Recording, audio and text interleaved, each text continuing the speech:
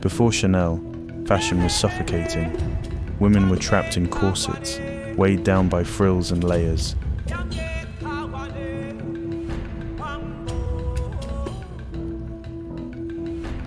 But then came one woman who dared to redefine elegance. Her name was Gabrielle Chanel, but the world would come to know her as Coco. And her revolution wasn't just about style, it was about freedom.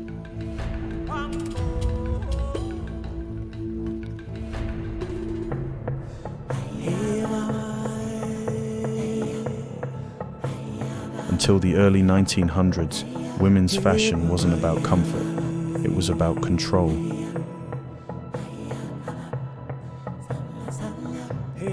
Layers upon layers of fabric.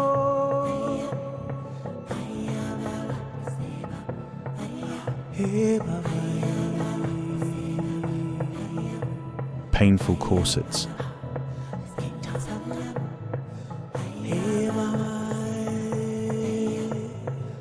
It was fashion designed to confine, not liberate.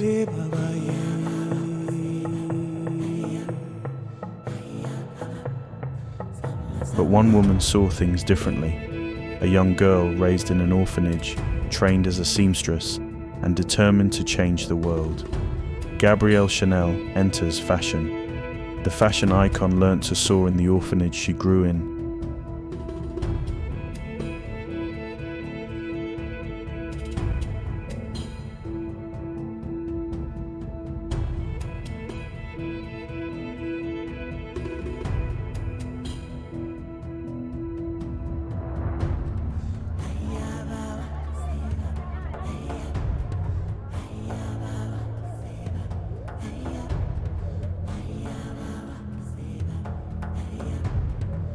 Her name, Coco, was given by her times as a music performer from one of her songs.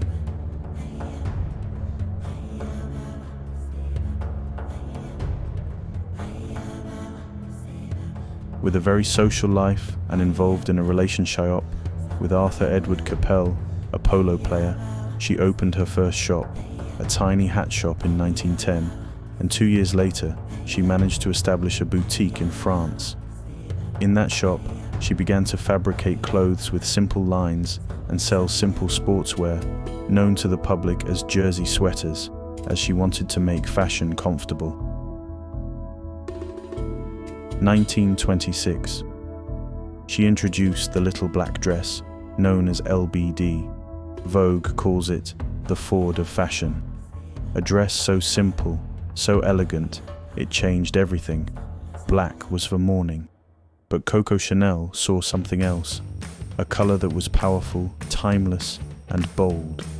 Although she was not the first fashion designer to use black in her clothing, she introduces a very versatile black dress that was shown on the bottle. Chanel's vision was radical. No more suffocating corsets, no more unnecessary embellishments, just effortless style.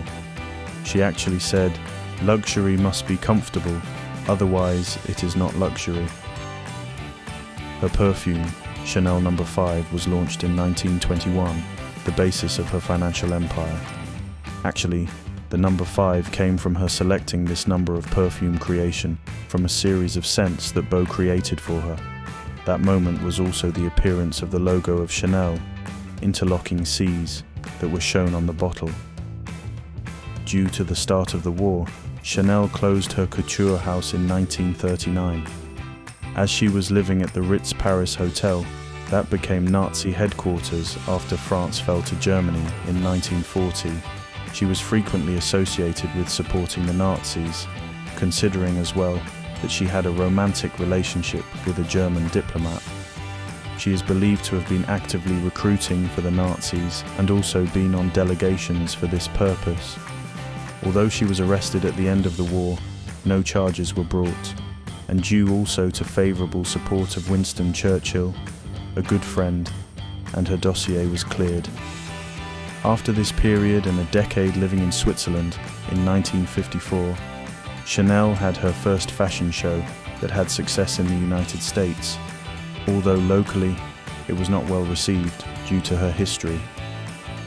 Also, she introduced a very copied suit design, a collarless braid-trimmed tweed jacket with a graceful skirt.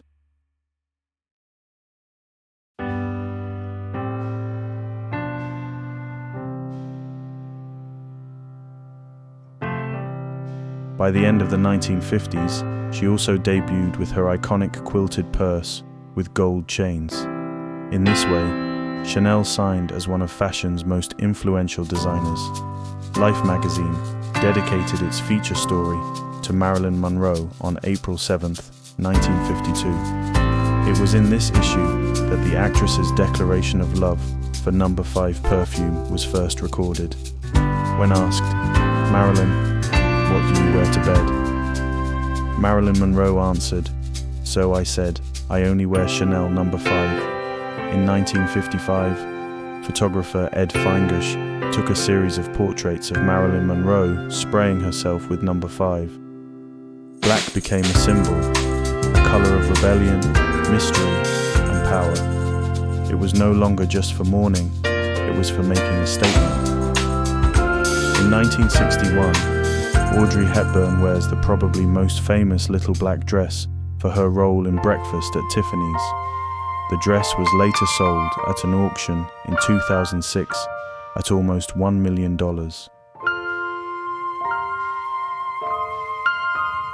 After Prince Charles admits to having an affair. In the same day, Princess Diana appears in a sultry little black dress. This was called the revenge dress.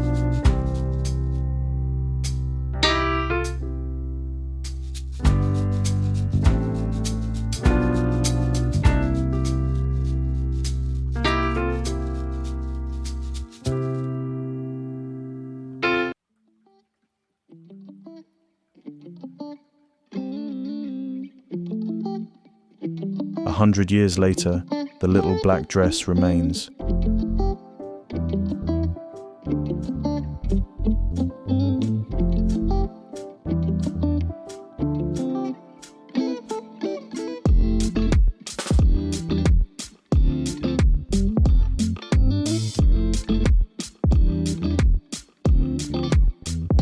Trends come and go, but Coco Chanel's vision endures. The Chanel brand is still one of the most influential and iconic. After Coco Chanel died in 1971, Chanel's couture house was led by a series of designers, one of which, the Karl Lagerfeld's tenure, 1983-2019, was extremely influential. She didn't just change fashion, she changed the way women dressed forever.